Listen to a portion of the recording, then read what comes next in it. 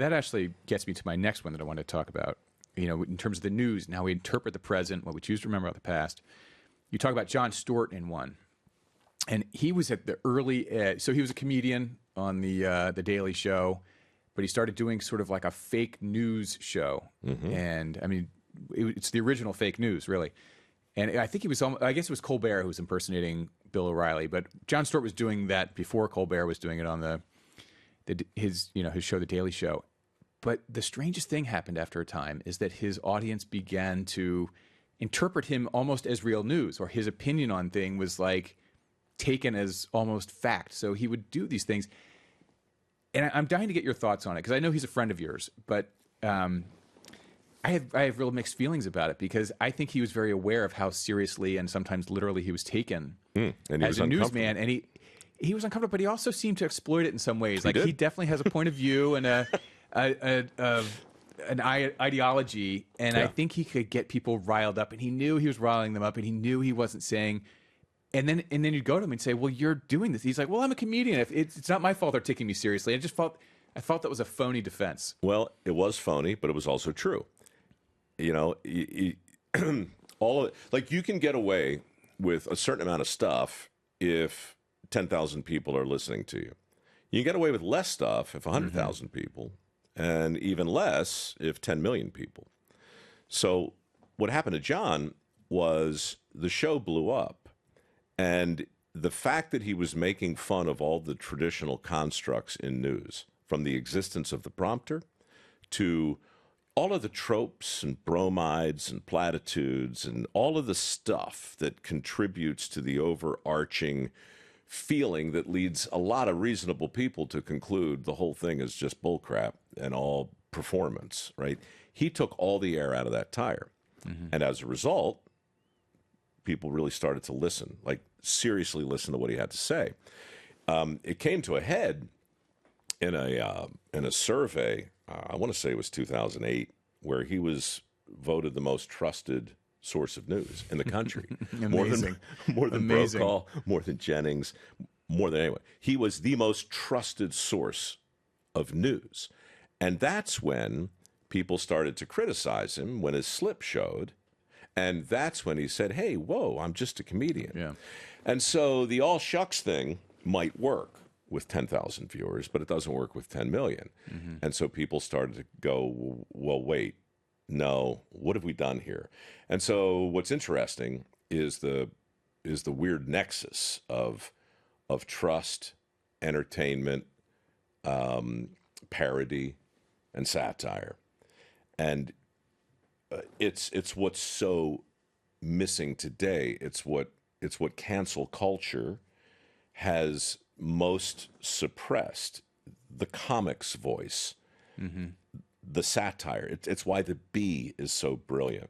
Unfortunately, it's why Babylon Bee is the best. And there was a time when the Onion held that position. Yeah, no more. But then they went kind of wokey. Yep. And Yep. You can see their slip. You can see it showing. The Bee and Seth have been super the real comedians consistent. like Dave Chappelle. They're the last bastion of free speech in a way. I mean, it's like truth to power. Yeah, truth to power. So, yeah, Jon, I thought got caught up in the whole media-ness of it. But look, he's still he's back. He's coming back to do that show. Is he? What is he doing now? He's going to do the Daily Show once a week. Oh, I didn't know that. Yep, they just announced it. But you could see it coming 2 years ago. I don't even know if it was 2 years ago, but remember when he went on to Colbert's show and started talking about the Hershey thing with the was that the one? Yeah, chocolatey goodness broke out in Hershey, Pennsylvania, and experts think it might have something to do, right? And so it's the same thing. That was well done. It was, but that was funny and painful and awkward and inconvenient all at the same time. And when a comic can do that, or really anyone, I mean, it's not purely the real estate of the comic. Well, but I don't know. Anybody can do it. Maybe it's not going to work as well on the Daily Show anymore because everyone's become fake news. Like it was one thing for him to do it when it was sort of unique, 20 years ago or whatever it was. But now it's like tough. Everyone has the same adherence to fact that he had at that time. Sidebar. Full disclosure. I was hired to host The Daily Show twice. When? First time was before it went on the air. Giant national search. Came down to two guys, Craig Kilborn and me. The network wanted Craig, but Craig was tied up with ESPN, and they weren't going to let him out of his deal. So they offered me the job on a Friday, invited me to come in on a Monday to meet the writers. Over the weekend, they let him out of his contract, and Doug Herzog hired Craig, and Craig got the show. I went on to do a game show that nobody watched called No Relation. A year later, Craig... Was that when you met Dick Clark, or that was... that was Dick Clark. Yeah, he's in the book. God, that guy changed my life, legend. too. That guy's awesome. Absolute legend. Anyway, Craig gets a better offer, goes to CBS, I guess, and they call me back. Madeline Smithberg over at Comedy Central calls and says, Mike, we still love you. And as you may have read, we have an opening. And you, my friend, are a slam dunk. We really, really want you back. And honestly, the only way that this isn't going to fall in your direction is if this cheap-ass network comes up with a giant pile of money for Norm Macdonald or Dennis Miller or somebody. But that's never going to happen. And a week later, it was $4 million for Jon Stewart, and off we go. And I went off to do Dirty Jobs.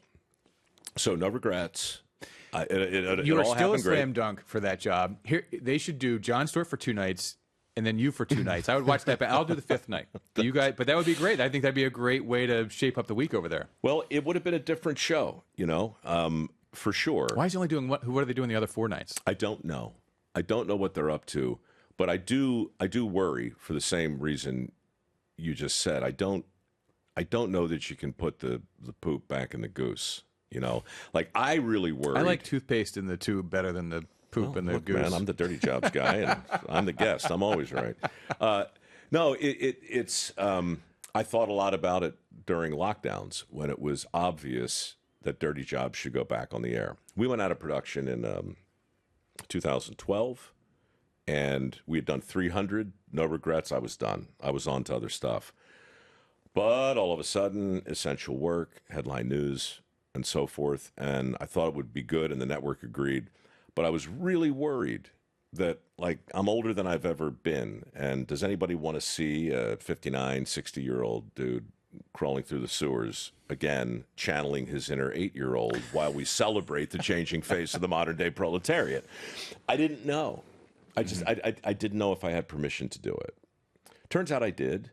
But I didn't know until I put it out there. So I don't know what'll happen to Jon. We'll see. Yeah. He's older than he's ever been. He's got the gray beard going. He's still cranky. He's still funny. I think he'll be fine. I think the age thing doesn't even matter. I look at the bench of young talent coming up, and it's like there's nobody. Like, who's at Fox News? And I don't even know who these people are. Then Fox or CNN. It's like all the great talent has left the cable news environment, and they're off doing their own thing. They're off in new media where you are. Well, you live with one, right? Yeah. I mean, that's the irony of that business. What they need are Bill O'Reilly and Glenn Beck and Megyn Kelly and personalities who own their point of view, who aren't afraid to share it. Once they get it, who also are fact based. You can trust what's happening.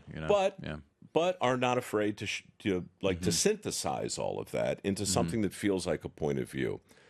But the minute you get that, if you're an executive, well, that's a problem. That's a panic, because now you've got an audience who's relating more to the person than the platform. That's right. Yeah. And like, when's the last time we saw that? Think of 2016. Think of those 17 candidates on stage for the GOP.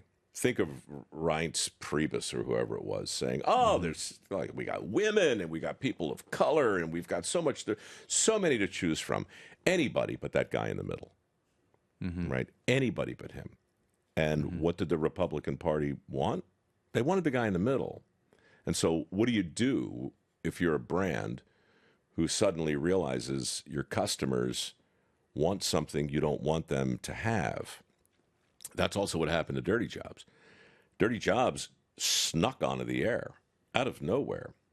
It was a smart aleck crawling through a sewer, making all kinds of puerile jokes while he was celebrating the nature of work. That's not David Attenborough or Jacques Cousteau or Jane Goodall. That's not any of the big Discovery shows. But what happened? The people watched.